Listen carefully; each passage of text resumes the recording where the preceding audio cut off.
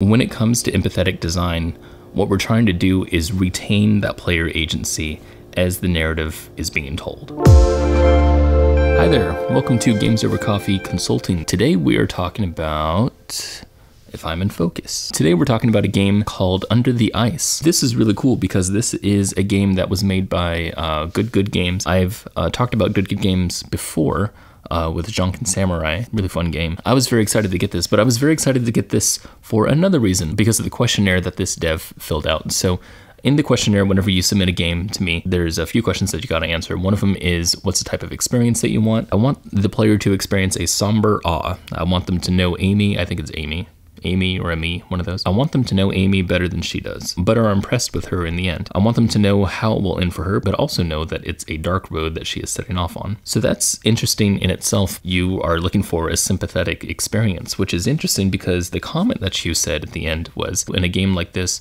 what are some ways that I can inject some empathy that you discuss in your work?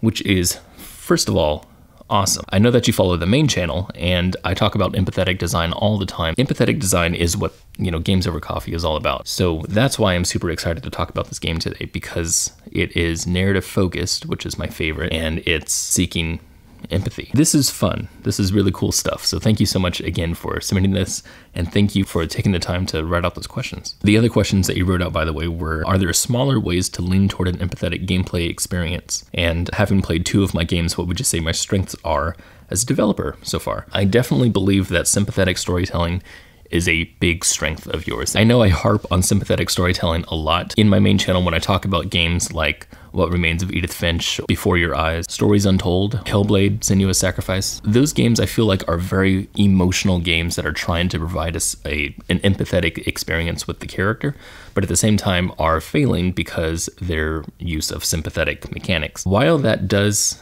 happen, I don't dislike sympathetic games, and I do believe sympathetic games are still good. I still believe games can be sympathetic. Hades is a very good sympathetic game. Most of Kojima's games, Death Stranding is a good one, Metal Gear Solid, The Legend of Zelda is a pretty good one. Whenever you have like strict actual characters that exist in the game, it makes sense to tell a sympathetic story. I won't harp on sympathetic stories. I don't think they're any less than empathetic ones, but I do want to talk about how to put empathy into your game, or at least how to think about empathy in your game. I did want to talk about your strength. So the strength that I see in your games are, 1, I get an overall sense of vibe. When I looked at Under the Ice for the first time, the first game that for some reason came to mind was Inside. And it's funny because Inside, is a very different game, but Inside has a lot of atmosphere in it. I think your game also has a lot of atmosphere. It's minimalistic, but it does give off a certain vibe. I mean, in the beginning of your game, it's so strong. This somber kind of vibe that you're giving. Same in Drunken Samurai, when I'm playing that game, the master who's like yelling commands at you, the types of animations that you use, it feels very much like there's a sport going on, that I'm a person who should be following the master. I definitely get those things straight off the bat when I play your game, so I think that's really cool. I think that is definitely a strength of yours. Minimalism, I think you're really good at minimalism. Sound effects are pretty good, and the sympathetic storytelling. So the thing that I want to start out with is just how sympathetic your game is. So in the very beginning, it begins, I think, very beautifully with this very dire scene of Amy, I think was her name, who's in the midst of just about drowning, right? And she says, what was the opening line? It was so good. She said, "My hands are numb, my feet too. There's no more air in my lungs. If I just close my eyes, maybe it'll all be over." It's a very dark, very emotional scene that's playing out right there, but it is strictly sympathetic, which is great. I think it does really give off that somber awe that you were talking about. I want to jump a little bit to empathy. So when we talk about empathy, what is it that we're talking about? When I'm talking about empathy, I'm talking about what I call empathetic game design. And what that is, to me, is when you are designing a game to mirror the emotions of the protagonist. That's usually what I'm trying to do here. One of the things that I think narrative games get wrong so much when it comes to empathy is letting the player just play through moments of them. They call them, story moments of the game. I'll use an example. Say you're controlling a character and you're going across a bridge, and it says, be careful not to fall off. You try your best to stay in the middle of the bridge and try not to sway it to either side. You're being really careful, but then you suddenly slip and you realize there's an invisible wall preventing you from slipping at all. That suddenly takes you out of the game. Like completely. Like it makes you feel like, okay, now my actions actually don't mean anything. Now what I'm doing is I'm just going through the actions. I don't actually have any choice in the matter, right? Everything was taken from you. You don't have a responsibility anymore. I think that responsibility, that sense of responsibility that the player feels, is there because of the mechanics that they're allowed to do. In this bridge example, when we're told be careful not to fall off, the idea is that we understand that there's mechanics in the game that allow us to fall off of things. When we come to a bridge and then we're not allowed to fall off, the actions don't mean anything anymore, and the mechanics take away that choice. That's the thing that I think narrative games do all the time. They present the story of their game in small little moments, and they kind of strip the player's choice away from what they're actually doing. When it comes to empathetic design, what we're trying to do is retain that player agency as the narrative is being told. Now we're going to talk about smaller ways of putting empathy into your game. First thing that I want to talk about is a bigger way of putting empathy into your game. When we think about telling stories empathetically in video games, usually, from what my brain tells me, is we talk about it from the macro. And what I mean by that is that if you design a game from the ground up, thinking about it as an empathetic experience, then it's easy to inject empathy into your game. But if you do it from the ground up as a sympathetic experience and then try to put empathy in afterwards, it's difficult because you have to change the things that your game is doing, basically. Imagine like the Stanley Parable, right? The Stanley Parable is what I would call an empathetic experience of a game. If you were to change the Stanley Parable into, say, a sympathetic one, where it was just, you know, Stanley going through stuff and you didn't actually have much say or much choice in the matter, it would kind of change the game completely, right? It wouldn't be the same game. And so in the same way, I feel like having a sympathetic game like Under the Ice and switching it to a more empathetic experience is hard. It's very difficult. So when I think about changing the game into more of an empathetic experience, I think about changing pretty much everything. That's the first thing that comes to mind. The only way that I can think about putting in smaller moments of empathy into this game would be to create what I would call, I guess, empathetic mini games. And I really don't like thinking about empathy this way, but there are some of these things that exist. For example, the scene in Celeste where you have to do deep breathing to control your anxiety. It's like a purely emotional story moment, but it doesn't really utilize the main mechanic of platforming. Same with pulling out the Master Sword from the stone in the Lost Woods in Breath of the Wild. Right? In Breath of the Wild, when you're pulling up that sword, your hearts start to deplete. It's kind of this story moment that, again, doesn't really utilize real game mechanics. The point isn't really to try to pull the sword from the stone, but really just to show that Link isn't strong enough. Another way to think about injecting small moments of empathetic gameplay is to insert QTEs into the game, which again, I hate. That's something that a lot of games do, actually. When you're playing the game, you know, you're playing it as an action game first, and then it gets to a story moment, and then it turns into a QTE thing because it's trying to show some sort of emotional thing that's happening. However, like I said, I don't like doing any of those. What I would personally do is I'd rather retain the type of mechanics that your game already has, but change the situations that they're in order to make a point. The most obvious example that comes to mind is the Half-Life 2 scene where you gotta pick up the can and put it in the garbage can. It's very much still using the mechanics that are in the game, which is picking up stuff, but it's using it in a context that's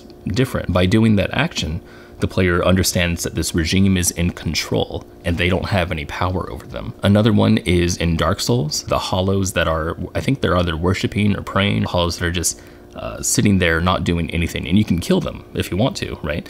But that's not changing the mechanics at all. That's an emotional moment that can come just from looking at enemies that are usually aggro, but they're not now. And that's really cool. Another one is the last mission in Death Stranding, which I won't go into because it would spoil it, but that's also very much using the mechanics that are built into the game to present something that is different from the rest of the game. So knowing those types of empathetic design, how would we put that into Under the Ice? In my eyes, what I would do is I would take away some of the story moments in here that take away the responsibility from the player.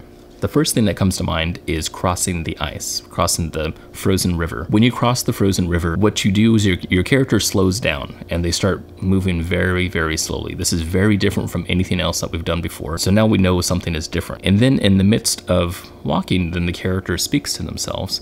So now at this point, it feels like it's theatrics, because it feels like I'm no longer responsible for anything that's happening. It feels like I'm just supposed to go through these actions in order to get to the next story moment. If instead we used just the same mechanic that we have all along, which was running, if we just ran across the ice and then fell through, I think it would feel a lot more like I'm a player who's in trouble. You know, I would feel as if I am Amy herself. Another thing is to take away some of the text that's in the game. A lot of times the text itself is the thing that is given the emotion to the story. In empathetic game design, you really want to have the player feel the emotions by performing an action. So you want all of these emotional moments to come from actions as opposed to text. And the easiest way to do that would be to just take the text away, right? Just to have the player do the missions without reading the context, but instead understanding the context from other ways, maybe by talking to people themselves. Instead of watching Amy talk to her father, if the player had to go and talk to the father themselves and then realize that he's not speaking back,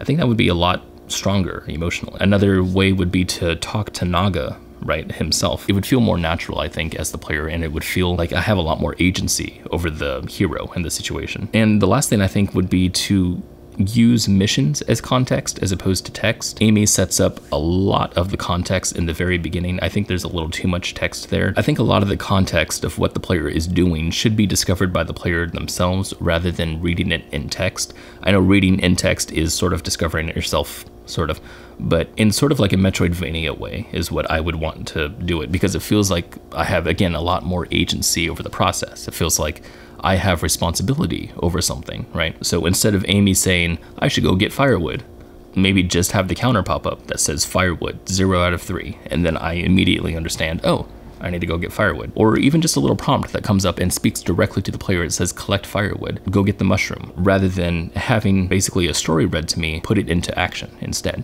As I said before, the story here that you're telling in the game is very much a sympathetic story, and I like the idea of the sympathetic story. I don't think it really requires empathy because it changes it into a different game, but it's obvious to me that you have a very strong desire to show sympathetic types of actions. You said that you wanted this somber awe that's over the whole thing, and you want Amy as a character to, you know, be a character, and empathetic design really makes the player the character as opposed to the character, right? There are times that sympathetic storytelling is the thing that you should do for your game, because that's just the experience that you want to communicate. That's my spiel on empathy and empathetic game design. I really like talking about that stuff, so thanks again for letting me talk about that. I do want to go over just some really quick game design stuff. I noticed that this game was submitted to a game jam, and in the game jam page there was a bunch of comments that had to do with playability, so I won't be going over playability and stuff. You've already had enough of that already. There is just a couple game design things that I wanted to talk about. One of them, combat that was involved in fighting the dogs. The dogs were introduced as an enemy at the same time that you learn the mechanic of rolling. I like the mechanic and I like the combat, but when you're fighting these dogs, at least for me, the way that I thought about rolling was you roll to gain advantage of attack. It doesn't seem to be that way. It seems to be that the roll is meant to dodge, and that's it, not to gain advantage, because every time that I would roll and then try to attack, it would not work, because the dog enemy would always stay on the outside just out of my arm's reach, right? And it was very annoying because it felt like I should have been able to outsmart the enemy, but it seemed like they had lightning reflexes. What I felt like needed to happen was I just actually needed to stand there and wait until the dog came really close to my face, and then I could attack it.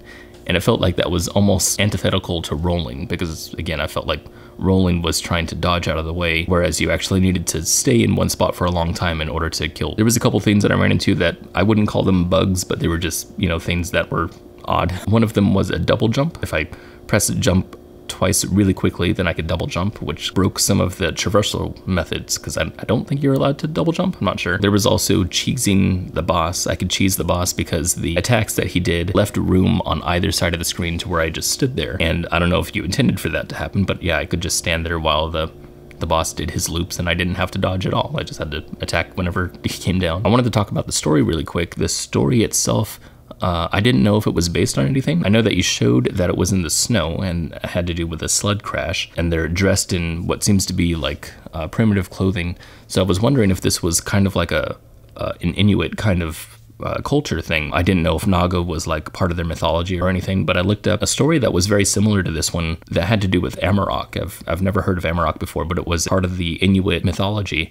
And there's a story about someone who stays in a cave trying to revive a relative and then kills the Amarok's pups. It has a different ending, but I thought that was cool that there was some parallels there. I didn't know if that's where your story came from. And then your story has this really interesting message in it that has to do with acceptance. And it's awesome to see that in a game because I rarely see death positivity in a game. There's actually this really interesting game that it's not related to this at all, but it does have to do with death positivity. A Mortician's Tale is what that game is called. I thought it was really cool in your game because it reminded me of the Buddhist tale of Kisa and the mustard seed, I think is what it's called. How everyone, has to accept death because death is a part of life. I thought that was really cool. So I just wanted to put that out there. That was awesome. Thank you so much for submitting this game. This was an absolute blast to go through to try to insert empathy. I never get to talk about empathy on this channel. I really want to do more of that. So if you know anyone or if anyone's watching this channel who has a narrative game, I would love to take it apart and see, inner workings and stuff and talk about empathy more. That's what this Games Over Coffee thing is about.